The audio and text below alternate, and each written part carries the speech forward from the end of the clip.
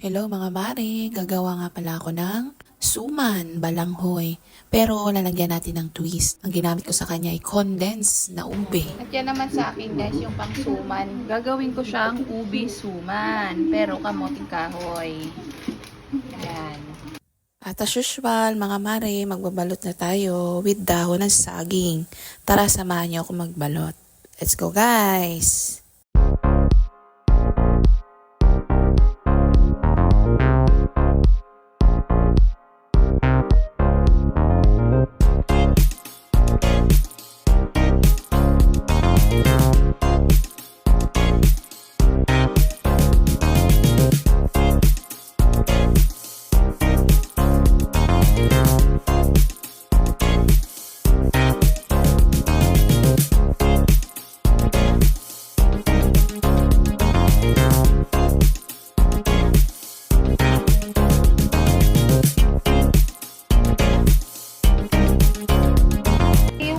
Suman ko guys, pero kamuting kahoy siya guys.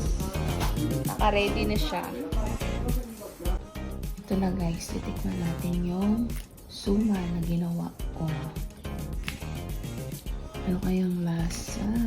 I'm so excited. Wow! Ube flavor.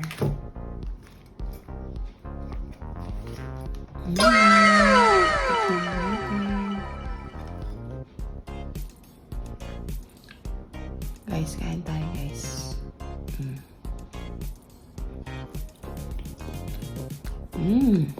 Ang sarap. Sarap pa nga.